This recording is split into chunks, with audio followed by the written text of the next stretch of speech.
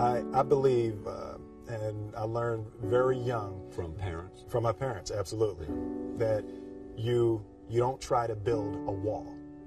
You don't set out to build a wall. You don't say, I'm going to build the biggest, baddest, greatest wall that's ever been built. You don't start there. You say, I'm going to lay this brick as perfectly as a brick can be laid. There will not be one brick on the face of the earth that's going to be laid better than this brick that I'm going to lay in this next 10 minutes. Yeah. And you do that every single day. And soon you have a wall. And soon you have a wall. And I think psychologically, the advantage that gives me over a lot of people that I have been in competition with in different situations is it's difficult to take the first step when you look how big the task is. The task is never huge to me. It's always one brick. Me too. I mean, it is amazing how people are paralyzed from doing anything. Absolutely. Because they can't take the first step. Whereas you just say, look, all I'm doing is laying this one brick. I am not building the Great Wall of China here. Absolutely. I'm putting a brick here, and I'm going to have the best brick I can. Your father, I think I read, absolutely, had you and your brother work on a wall of some kind? Yeah. We're talking about our figurative wall. That comes from work on a literal wall. Yeah, right. My father owned. It actually was an old bakery when I was growing up. My father was an electrician and a refrigeration man. We would install supermarkets. You see the long freezer cases in supermarkets. We would install those long freezer cases and all the lights. That's what we would do every summer. Yeah. So this one year, my father had his shop, and he decided for whatever reason that he wanted a new wall on the front of his shop. So he tore down probably about 16 feet high and probably about 30 feet long. He just completely tore the wall down, and my brother and I had to dig a 6-foot hole. For the foundation. For the foundation. Right. We would mix in the concrete by hand. A year and a half. We were building this wall for a year and a half. Every day after school, we were coming, mixing concrete, putting it in the hole, doing it, and it was just myself and my little brother. And I remember standing back, looking at that wall, saying, there's going to be a hole here forever. There will never be anything but a hole here. That's right. And a year and a half later, that many days. I know. A year and a half later, we laid the final brick, and my father stood back with my brother and I know he planned this. He says he didn't, but I know he had been planning this and writing this for his for the past 2 years. But we stood back, we looked at the wall, and he looked at me and my brother and said, "Don't y'all never tell me that you can't do something." And walked into the shop. That's I was like, now here's what's interesting. You said what? You said I said, that man's crazy. Something wrong with him, man. We need to get out of here. Exactly. What is he doing to my head? Did he start drinking? Is he drinking? Well, what's great about that story and what's great about your dad is that you seem to have come from a happy family. I think both of my parents and my grandparents were achievers. You know? My mother worked for the school board of Philadelphia, so growing up we couldn't say y'all. You know, it's like we run out. My kids do not say y'all. Yeah, right. You know, we would run out the house and scream to our friends, "Yo, what y'all about to do?" My mother's up. That's it. Back in this house. Back in this house, and we'd be sitting upstairs crying, and my grandmother would come in and say, "Baby, you know a y'all is a boat." Like, oh, but there's a difference. There's absolutely. Yeah. So, you know, there were very specific rules, and there was a constant desire to be better. Yeah. You know, we didn't grow up with the sense that where we were was where we were going to be. You know, we grew up with the sense that where we were almost didn't matter because we were becoming something greater. And I always remember that my mother or father or grandmother would say, "That's great, baby. You did a really good job with that. That's incredible. Congratulations. Try this next time." Yeah. You know, there was always a little bit stretching. More. Absolutely.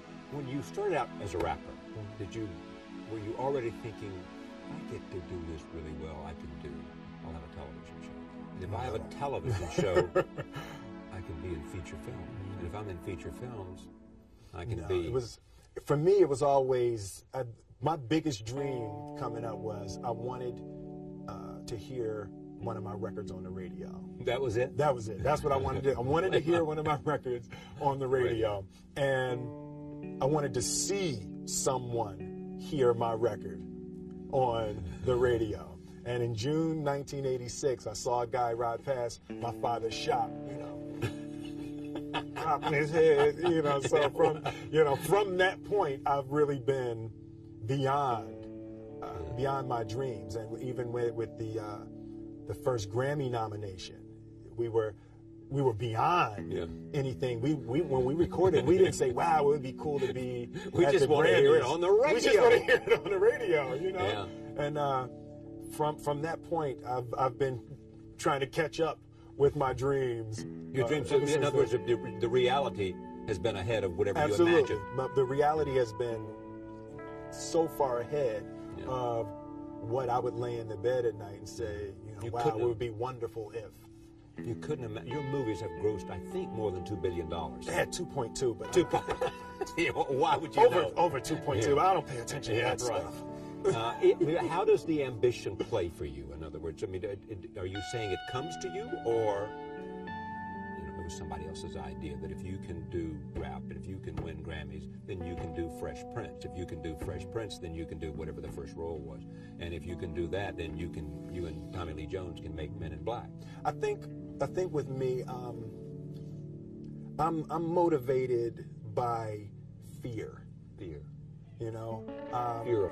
Yeah, like if there was one concept that I would suggest to people to take a daily confrontation with, is fear. The problem with fear is that it lies, right? So fear tells you, hey, if you say that to that girl, she's gonna know she has you. And she'll never really be attracted to you if she knows how much you attracted to her. Don't say that. No, how we get her is when she walks by, ignore her. Right, it's a it's like pump it on your shoulder. Fear tells you dumb shit like that, right? So for me, the daily confrontation with fear has become a real practice for me since about three years ago. I went skydiving in Dubai, right? And skydiving is a really interesting confront with fear, right? So I gotta stand up. I'm sorry, I gotta stand up. All right. So no, I definitely have difficulty with that. There's a certain, when you've created things that are so iconic, it becomes healing for people. Nostalgia is healing. To the Fresh Prince theme is healing to hear that, and it just harkens back to a time and a feeling and an energy, that is a beautiful way to help relieve some little touch of suffering, So when people see me or the Fresh Prince, and even during that time, the movies that I made while I was making the Fresh Prince, so it was the Fresh Prince during the winter. And then the summers were Bad Boys, Independence Day, Men in Black, So it was like it really captured a time. So it's very difficult. I wouldn't have it any other way. I love being able to make people smile and cheer, over that. But I also am going to boldly go to new creation. Even something like the decision. I had the two screenplays in front of me for the Independence Day 2 and for Suicide Squad. So I had to choose between the two of those. And even the choice of going to Suicide Squad, nothing about the qualities of the movies, but the choice of trying to go forward versus clinging and clawing backwards, So I do want to aggressively go forward and do new things and create and hopefully be able to stumble upon a new heyday.